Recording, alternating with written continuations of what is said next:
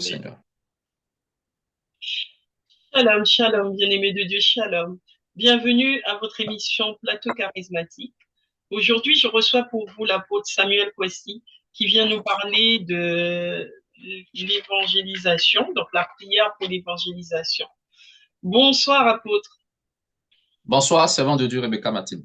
Comment allez-vous ce soir? Ça va, Dieu fait grâce, merci. Et vous? Amen, amen. Dieu fait grâce pareillement. Amen. Amen. Eh bien, écoutez, nous allons prier pour nous mettre en communion avec l'Esprit de Dieu. Amen. Seigneur, nous te rendons grâce. Et sans nous te Nous te rendons grâce. bénissons pour ce moment, nous te rendons grâce pour ce temps. Nous prions que tu nous conduis. Nous prions que tu nous guides. Nous prions que tu nous orientes au nom puissant de Jésus. Au nom Ce jour, pour cette émission, que même toute la gloire que ce et soit l'honneur à te travers soient rendus au Seigneur, par nom l'adoption puissant de Jésus. au Au nom nom puissant puissant de Jésus. de Jésus que ce Au nom puissant de Jésus. Que ton Saint-Esprit nom soit glorifié. Que ton nom soit élevé. Oh Jésus, nous t'appelons, nous t'invitons. Nous t'invitons, Seigneur. Conduis ce temps.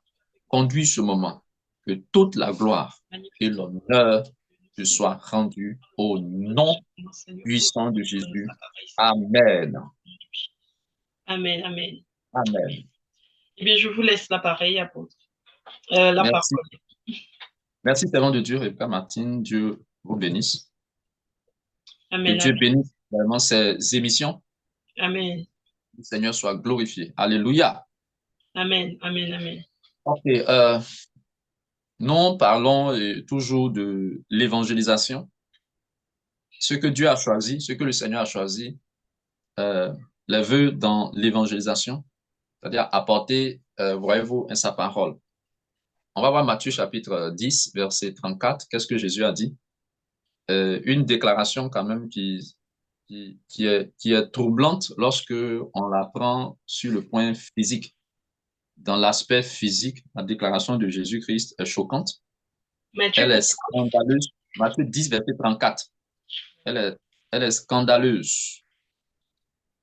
Mais on va l'aborder dans le sens spirituel. Matthieu 10, verset 34. alors, je lis la parole de Dieu. Ne croyez pas que je sois venu apporter la paix sur la terre. Je ne suis pas venu apporter la paix, mais l'épée. Amen. Waouh, voilà. Donc, Jésus dit, moi, je ne suis pas venu apporter la paix. Je suis venu. Bon, quelqu'un qui dit qu'il n'est pas venu apporter la paix, ça veut dire qu'il est venu quoi? Apporter la guerre.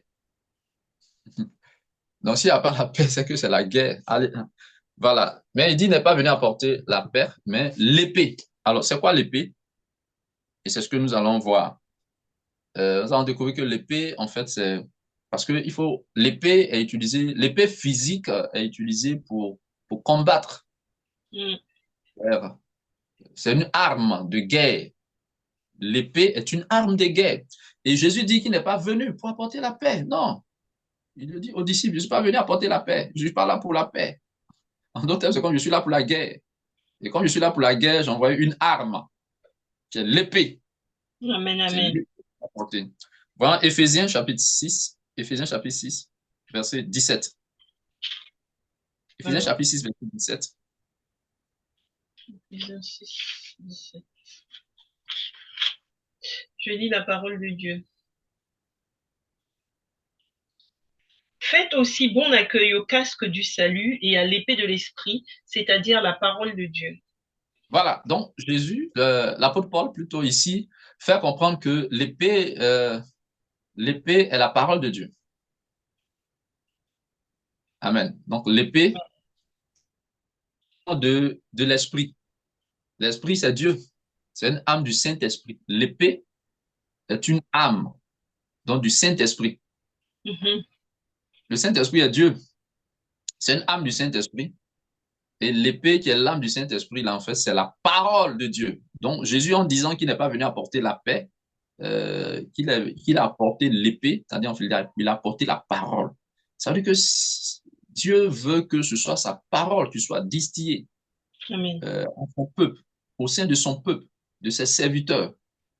Donc, il dit il a apporté l'épée. Mhm. Donc, s'il a apporté l'épée, non, bon, qu'est-ce qu'on doit faire d'autre dans sa maison, dans son œuvre, à part cette épée-là? Qu'est-ce qu'on peut faire sans cette épée? Vous savez, la parole. Et l'apôtre Paul va faire comprendre clairement que c'est l'une des armes, c'est l'une des armes de Dieu que nous devons employer, utiliser pour combattre le diable. Parce que c'est une guerre. Ouais, bon, voilà, mais c'est une guerre. Et donc, dans l'évangélisation, c'est la parole de Dieu qu'il faut expliquer. Et comme c'est une guerre, ça voudrait dire quoi? Que le diable, lui aussi, il va envoyer ce qu'on appelle la mauvaise parole, parole, la fausse vérité pour, pour mettre les gens dans la confusion. Mhm. Donc, nous devons avoir l'épée, parce que le diable aussi va avoir son épée. Tu vois. Le diable va avoir sa parole. Donc, l'épée. Alors, Apocalypse, plutôt, on va voir Éphésiens. Éphésiens chapitre 6, verset. On a lu le verset 17. On va lire aussi le verset 15. Le verset 15. Alors, je lis la parole de Dieu. Mettez comme chaussure à vos pieds le zèle pour annoncer l'évangile de paix. Voilà. Donc, annoncer l'évangile. Donc, évangéliser, c'est avec la parole qu'on va évangéliser. Et ici, quand vous voyez le verset 17 de Éphésiens chapitre 6 fait comprendre que la parole de Dieu, c'est l'épée de l'esprit. Donc, si vous avez le Saint-Esprit, que vous n'avez pas la parole de Dieu, le Saint-Esprit ne pourra pas œuvrer à travers vous. Le Saint-Esprit ne pourra pas vous utiliser. Parce qu'il y a un but. La Bible dit que l'épée du Saint-Esprit, c'est la parole. Donc, quand vous avez le Saint-Esprit, vous devez aussi avoir la parole. Si vous avez la parole, vous devez aussi avoir le Saint-Esprit. C'est pourquoi Jésus a dit à Nicodème, Jean chapitre 5, Jean chapitre 3, Jean chapitre 3, le verset 5, que si un homme ne naît d'eau et d'esprit, l'eau ici, c'est la parole. Si un homme ne naît d'eau et d'esprit, il ne peut entrer dans le royaume de Dieu. Donc, on ne peut pas être sauvé si on n'a pas le Saint-Esprit et si on n'a pas la parole, les deux. Donc, dans ce contexte de Jean chapitre 3, le verset 5. Donc, dans l'évangélisation, tu as dit que c'est la parole. Donc, pour évangéliser, on doit avoir la parole et le Saint-Esprit. Donc, le Saint-Esprit doit nous conduire. Donc, le Saint-Esprit doit nous conduire. Alors, c'est pourquoi la Bible dit marcher par l'Esprit. Galates chapitre 5, verset 16. Galates chapitre 5, verset 16 dit marcher par l'Esprit. Marcher par l'Esprit. C'est-à-dire que faites ce que le Saint-Esprit dit. Suivez le Saint-Esprit. Obéissez au Saint-Esprit. Donc, le Saint-Esprit va se révéler, parler, voilà, va donner la parole. Donc, le Saint-Esprit va donner la parole. Va donner la parole. Donc, pour conduire les gens, faites ceci, faites cela. Parce que comment je voudrais que tu évangélises, dis ceci. En fait, voilà. Donc, voilà, le Saint-Esprit et et la parole. Et donc, la parole, et donc, c'est pourquoi elle dit que la parole, là, c'est l'épée du Saint-Esprit. Donc, si j'ai le Saint-Esprit que je n'ai pas la parole, c'est comme je n'ai pas d'épée. Et si je n'ai pas d'épée, est-ce que je vais vaincre dans la bataille, dans la guerre? Non, je ne peux pas vaincre. Mhm. C'est pourquoi Dieu veut qu'on prêche sa parole, qu'on enseigne sa parole.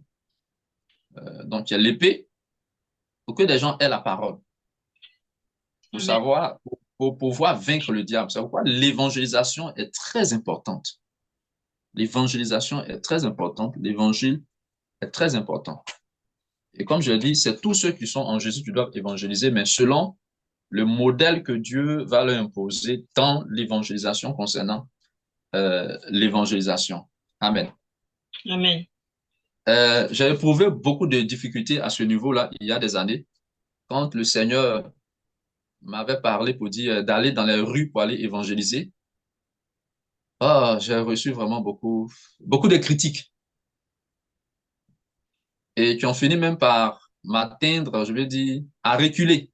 Pour dire, mais est-ce que Dieu m'avait vraiment parlé? Bon, j'étais vraiment perplexe, j'étais confus. Jusqu'à ce que je me retire, je prenne un temps pour prier, mais Seigneur, est-ce que c'est vraiment toi qui m'as dit d'aller dans la rue, d'aller dans les rues pour aller parler de toi? Est-ce que c'est ta volonté? C'est ta volonté? Je comprends.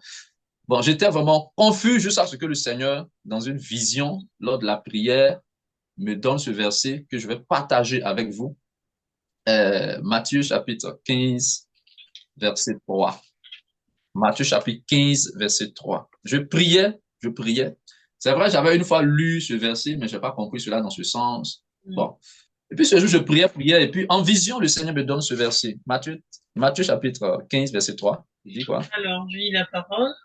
Il leur répondit, et vous, pourquoi transgressez-vous le commandement de Dieu au profit de votre tradition?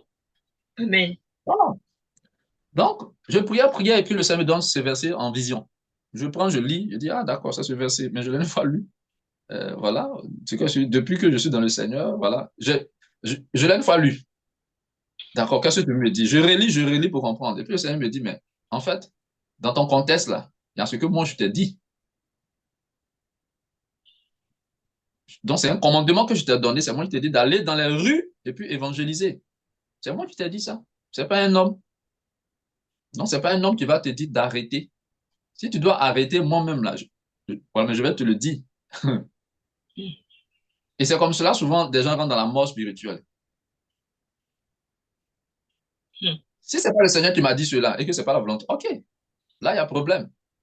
Donc, moi, je prie, je prie, je prie. En fait, c'est ce qui m'a donné la conviction jusqu'à aujourd'hui. Et puis, je vais sans, sans m'inquiéter de quoi que ce soit, sans tenir compte. Non, parce que c'est ce que Dieu dit qui est important. Amen. Voyez-vous? Donc, il me dit, mais vous, pourquoi vous transgressez le commandement? Souvent, il y a ce que Dieu vous demande de faire. On ne fait pas, hein. C'est pour les hommes, là. Dieu dit, mais c'est la tradition des hommes. La tradition des hommes. C'est le commandement des hommes. C'est ce que vous aimez faire. Donc, il y a ce que moi, je t'ai dit. Bon, les autres, là, ils parlent, bon, leur expérience, eux ne savent pas ce que je t'ai dit. Mais ce que je t'ai dit, c'est moi qui t'ai dit cela. C'est ce qui m'a rassuré. Donc, c'est comme c'est le Saint-Esprit, c'est le Seigneur qui me donne une orientation. Voici comment je veux que tu évangélises. Évangélise comme ça, va dans la rue. Parce que je m'inquiétais de beaucoup de choses, mais je vais, où sont les âmes? Où sont les âmes? Le Seigneur me dit, mais c'est pas toi qui sauves, hein, c'est moi qui sauve. Je t'ai dit, fais simplement ce que je t'ai dit. Et donc, depuis des années, c'est dans cela que je suis. Peut-être s'il y a voilà, d'autres orientations, voilà, d'autres directives, je suis toujours à l'écoute, je prie, que Dieu me conduise, que Dieu me guide. Mais pour l'heure, quand je prie, c'est ce qu'il me montre pour l'heure. Et donc, c'est ce que je fais. Je sais qu'il y a encore d'autres choses à faire, mais j'attends les instructions. Donc, Galates chapitre 5, verset 7 dit, marchez par l'esprit. On ne voit pas l'esprit. Comment on va marcher par l'esprit? C'est-à-dire que, mais l'esprit va parler, donc le Saint-Esprit va parler. Hein, voyons cela dans Actes des Apôtres chapitre 8. Actes des Apôtres chapitre 8. Quel verset? Lisons le verset 28. Verset 28. Alors, je lis la parole de Dieu. Il repartait assis sur son char et lisait le prophète Ésaïe. Désolé, pas le verset 28. Désolé. C'est plutôt le verset. Oui, allez-y. Bon, plutôt le verset 29. 29. L'Esprit dit à Philippe, avance et approche-toi de ce char. Voilà. Le Saint-Esprit va conduire Philippe pour aller faire une évangélisation. Évangéliser l'eunuque éthiopien. L'Esprit dit à Philippe. Donc, le Saint-Esprit, on ne peut pas le voir. Donc, il a parlé. Donc, le Saint-Esprit a parlé. Donc, le Saint-Esprit a parlé. Amen. Amen. Et même dans le livre d'Apocalypse aussi, c'est mis que celui qui a des oreilles, donc il faut avoir des oreilles spirituelles. Voilà, pour entendre le Saint-Esprit. Donc, c'est des choses vraiment complexes. Souvent, quand on en parle, les gens pensent qu'on exagère. Vraiment, la Bible est là, mais la vie avec le Seigneur, c'est aussi la relation personnelle. Ouais, c'est la relation personnelle. C'est comme ça que l'apôtre Paul s'est engagé avec Jésus, Saul de Tarse. Il ne connaissait pas le Seigneur. Le Seigneur s'est révélé à lui et lui a dit ce qu'il devait faire. En fait, mais c'est comme cela. Mais si quelqu'un vient me dire, ah, Dieu dit de ne plus faire cela, ok, moi je vais continuer à faire. En attendant de recevoir de Dieu soit la confirmation de ce que l'autre est venu me dire. Sinon, je n'arrête pas. Parce que c'est lui qui m'avait dit de faire. Donc, il doit y avoir changement. Peut-être il me parlait, moi je ne comprenais pas. Quelqu'un d'autre vient me parler, je dis, ok, j'ai compris, mais bon. Mais je vais prier. Ah, Seigneur, voilà, c'est toi qui m'avais dit de faire telle chose. Bon, aujourd'hui, voici un homme de Dieu ou une servante de Dieu qui avait me dit ceci, que je dois arrêter ou bien faire de telle manière maintenant. qu'est-ce que tu dis? Donc, je dois prier, je vais prier, je vais prier. Tant que je n'ai pas reçu, normalement, la confirmation, je continue dans ce que je fais. C'est pas une désobéissance. Mhm. Même s'il savait que ce que l'autre est venu dire est vrai, mais il faut que moi, je reçoive la confirmation. Bien sûr. Normalement, c'est comme cela. Normalement. On ne peut pas croire pour croire. C'est pas de l'impolitesse, c'est pas de la rébellion, mais c'est comme cela. Ouais, Mhm. mais c'est comme cela. Amen. Terminons avec Apocalypse chapitre 2, verset 11. Apocalypse 2, 11.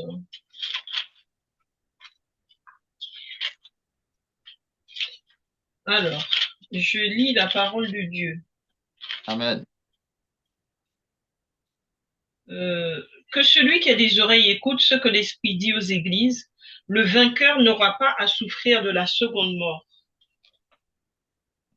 Amen. Amen.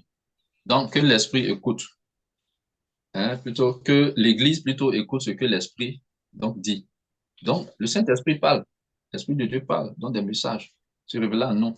C'est euh, l'une des choses pour lesquelles Dieu a promis, quand on lit dans Actes chapitre 2, Actes des Apôtres chapitre 2, le verset donc 40, verset 39 au verset 40, Mhm. l'apôtre Pierre disait que Dieu a promis de donner le Saint-Esprit à tous ceux qui viennent à lui, tous ceux qui l'appellent à lui, aussi loin qu'ils sont, en grand nombre, à des apôtres. Remet le Saint-Esprit pour avoir cette relation avec le Seigneur. Pour Mhm. nous parler, pour nous conduire, voilà, pour nous guider, pour nous conduire, voilà. Donc, c'est vraiment important. Donc, dans l'évangélisation, en fait, c'est pareil. Amen, Donc, amen. il va nous donner la parole. Donc, quand on a le Saint-Esprit, il va nous donner la parole. Mhm. Parole. Il va nous conduire. Faire telle chose. Donc, si j'ai le Saint-Esprit, donc le Saint-Esprit va me parler. Parce qu'il faut avoir le Saint-Esprit et quoi? La parole. C'est ce que Jésus a dit à Nicodème. Naître d'eau et du Saint-Esprit. Donc, Mhm. de l'Esprit. Donc, Saint-Esprit puis la parole. Donc, ici, Apocalypse 2, verset 11, on peut tirer là comme conclusion que le Saint-Esprit dit, donc le Saint-Esprit donne parole. La parole qui est son épée. L'épée de l'Esprit, selon Éphésiens 6, verset 17. Donc, l'épée de l'Esprit, qui est la parole de Dieu. Donc, le Saint-Esprit dit, le Saint-Esprit parle. Donc, ce Mhm. que le Saint-Esprit dit là, si j'obéis, c'est ce qui me donne d'être dans sa volonté.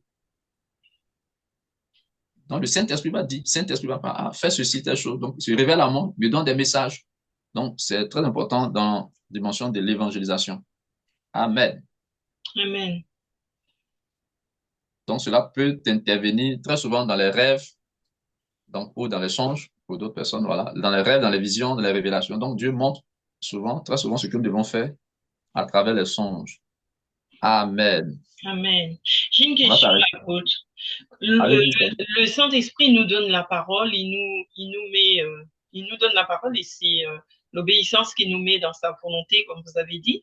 Mais lorsque la personne qui reçoit ne comprend pas, comment est-ce que cette personne peut être dans la volonté de l'Esprit?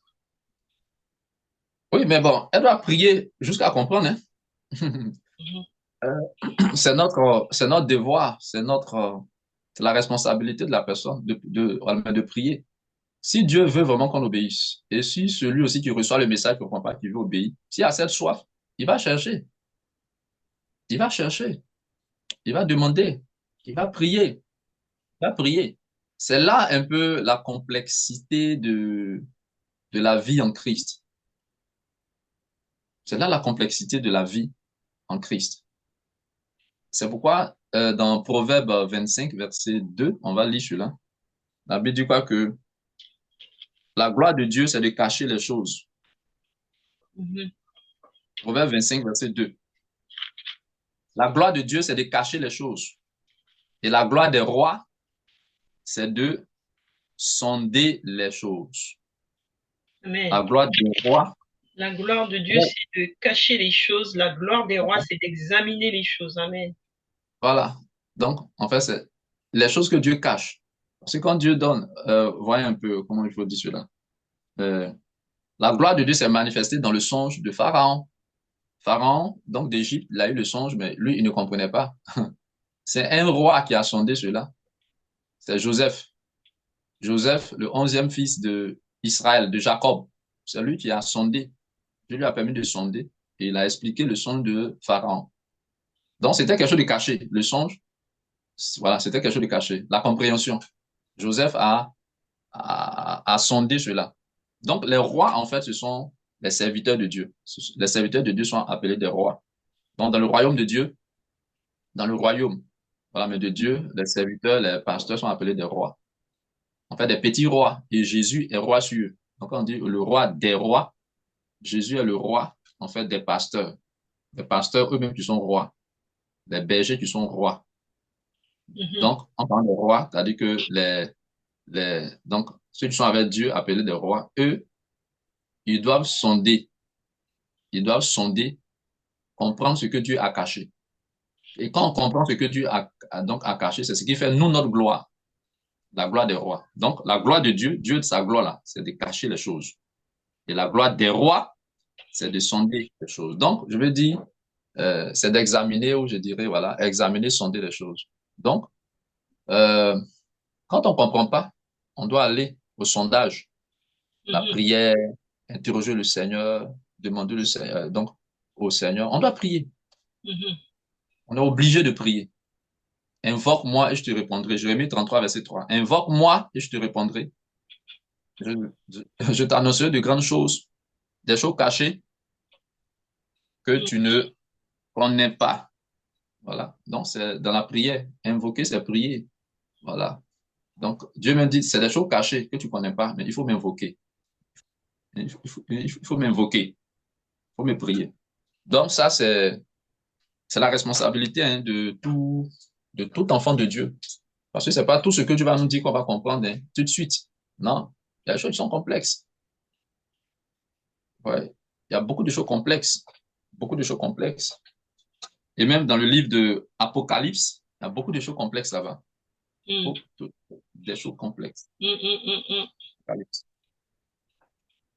Or, c'est des choses qu'on doit comprendre. Ça parle aussi du retour du Seigneur. Et là-bas, bon, ça c'est parce qu'on ne comprend pas parce que c'est en parabole. Que vous Amen. voyez. Voilà, on ne comprend pas parce que c'est en parabole. Donc, c'est la difficulté. Maintenant, ceux qui veulent vraiment obéir, qu'est-ce qu'ils vont faire? Ils vont prier. Ceux qui ont soif vont demander. Ils vont demander. Eux-mêmes peuvent ne pas découvrir. Dieu peut leur permettre de découvrir cela plus tard par quelqu'un d'autre. Voilà. Mais quand il y a la soif, hein, celui qui a vraiment soif, il va aller à la recherche. Et Dieu aussi va lui faire grâce. Et si quelqu'un a soif, Jean chapitre 7, Jésus l'a dit au verset 37, il dit, celui qui a soif, donc qui croit qu'il vient à moi, voilà, des fleuves d'eau vive couleront voilà, de son sein. Donc il dit celui qui a soif. Donc si j'ai vu quelque chose que je ne comprends pas, s'il y a vraiment cette soif, je vais aller à la recherche. Normalement, quelqu'un qui veut boire de l'eau, qui a vraiment soif, il va tout faire pour avoir de l'eau. Mhm. Et Dieu qui veut qu'on lui obéisse, qui veut qu'on comprenne sa volonté, nous, ses serviteurs, il y a des choses qu'on ne comprend pas. Si on a vraiment soif, on doit prier pour cela. On doit prier, on doit prier. Et Dieu, un jour, nous fera grâce de comprendre ce qu'on ne comprenait pas. Amen. Si on a vraiment soif, si on a vraiment soif, voilà, c'est comme ça un peu Dieu travaille. Voilà, ceux qui ont Amen. vraiment soif. Il y a un gars, comment ça s'appelle là? Corneille, Actes des Apôtres, chapitre 4. Ça, c'est le domaine de l'évangélisation. Actes des Apôtres, chapitre 4, ça veut dire que Corneille, lui, il priait continuellement. Il Mhm. priait continuellement. Et puis, a vu que pendant sa prière, il a vu un ange qui est entré dans sa maison. En vision, il voit un ange qui rentre dans sa maison. Je voyais. Et Mhm. en vision, l'ange lui parle. Pour lui dire, tes prières, tes aumônes, Actes des Apôtres, chapitre 10, tes prières, tes aumônes sont montées devant Dieu et il s'en est souvenu. Et l'ange dit à Corneille d'envoyer chercher l'apôtre Pierre. Or, l'apôtre Pierre devait venir pour lui enseigner la parole. Donc, ici, c'était un moyen par lequel Dieu voulait apporter de la connaissance, d'accord? La connaissance de sa parole dans une autre dimension à Corneille. Donc, il envoie l'apôtre Pierre pour venir enseigner. Mhm. Donc, voici plusieurs choses. Mais cela a commencé par une vision, voyez-vous, que Corneille a reçue. Et Mm, l'ange de Dieu, l'ange du Seigneur lui a donné une instruction, mm. ce qu'il faut faire. Amen, amen, Donc, voilà un peu ce qu'il faut comprendre. Amen. amen. C'est bon? C'est bon, c'est bon. Que le Seigneur soit glorifié. Amen, Nous allons donc prier.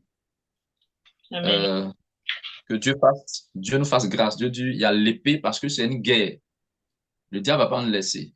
Mhm, Il va falloir c'est qu'on n'est pas la parole, on n'est pas la vraie parole, on est la fausse parole, donc le mensonge. En fait, mhm. c'est un peu cela. C'est pourquoi je dis que c'est la guerre.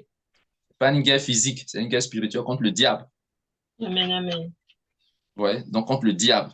Donc, ça va travailler à ce qu'on ne prêche pas la vérité, qu'on ne dise pas la vérité, qu'on n'ait pas la vérité, qu'on ne prêche pas la vérité, la parole de Jésus. Prions donc le Seigneur dans l'évangélisation que le Seigneur se glorifie, son peuple, ses serviteurs. Amen, Au amen. nom de Seigneur, bénissons ton nom pour ta parole. Que Dieu Ton Tout-Puissant. nom soit élevé, ton nom soit élevé, Jésus, par cette émission. Nous te lèvons. Nous prions pour l'évangélisation. Nous avons besoin de la parole. Ton peuple a besoin de la parole. Tu dis, la parole est l'épée du Saint-Esprit. Et tu dis, c'est cette épée que tu es venu, tu as apporté, que tu as apporté, que c'est cette épée que tu as apporté. Tu n'es pas venu apporter la paix, mais l'épée.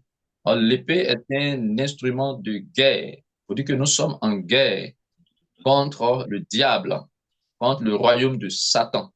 Donc, prions, Seigneur, que tu équipes tes serviteurs et tes servantes pour l'évangélisation. Au nom de Jésus, oh, le Saint-Esprit et la parole, ensemble pour l'évangélisation. Il dit, marchez par l'Esprit et vous n'accomplirez point les désirs de la chair. Ceux que tu dois évangéliser, conduis-les. Tu as conduit Philippe, Seigneur, le diacre Philippe. Oui, tu lui as parlé, Esprit de Dieu. Tu lui as parlé pour qu'il aille vers l'eunuque éthiopien pour apporter la parole. Oh, pour apporter la parole. Le Saint-Esprit lui a parlé, mais arrivé maintenant chez l'eunuque éthiopien, la parole devait être prêchée. La parole devait être expliquée. Oh, alléluia. Nous prions, Seigneur. Oui, la parole ne s'est pas, n'a pas été annoncée sans l'Esprit. Et l'Esprit aussi n'a pas amené à travailler sans la parole. Nous prions que tu équipes tes serviteurs, tu équipes tes servantes pour l'évangélisation. Conduis-les, Esprit de Dieu. Aide-la à marcher par ton esprit dans l'évangélisation. Apporte-leur les paroles, conduis-les, guide-les. Apocalypse 2, 11. Que celui qui a des oreilles entende ce que l'Esprit dit. Ce que l'Esprit dit. Ce que l'Esprit dit. Seigneur, parle-leur, parle à ton peuple, parle à tes serviteurs. Oh, instruis les Seigneurs sur l'évangélisation qu'ils doivent faire, comment ils doivent le faire, comment ils doivent faire l'évangélisation. Guide-les, conduis-les, guide-les, conduis-les, guide-les, conduis-les. Au nom de Jésus-Christ de Nazareth, conduis-les, guide-les, conduis-les, guide-les, que la puissance de la mort, l'homme de la mort soit chassé au nom de Jésus. Donne-leur de sonder ta volonté concernant l'évangélisation que tu attends de tes serviteurs, de tes servants, de l'Église, au nom de Jésus. Bénis cette émission, ouvre les portes à cette émission, ouvre les portes à cette émission. Ta grâce sur ta servante, ta grâce sur tous ceux qui nous suivent, Seigneur, de près comme de loin, au nom de Jésus. Ouvre les yeux, convainc-les par ton esprit de ta volonté concernant l'évangélisation. Au nom de Jésus-Christ, nous avons prié. Amen. Amen. Amen. Amen. Amen. Amen. Eh bien, écoutez, apôtre, je vous remercie pour ce temps de prière et d'évangélisation, hein, parce que faire une telle émission, c'est vraiment évangéliser le peuple de Dieu. Je vous Amen. remercie beaucoup, que le Seigneur vous bénisse, qu'il vous Amen. La gloire remplisse est au Seigneur. Amen, qu'il vous remplisse encore de sa gloire et vous fortifie Amen. pour reprendre le chemin de l'évangélisation. Amen. Soyez bénis.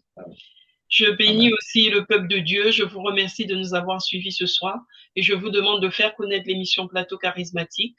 Soyez remplis de l'esprit, bénissez, bénissez autour de vous afin que vous aussi faites connaître l'émission Plateau Charismatique. Soyez bénis, bénissez autour de vous et surtout, laissez-nous des commentaires, donnez-nous aussi vos témoignages de ce que le Seigneur a fait pour vous dans votre vie. Soyez bénis et je vous dis à bientôt.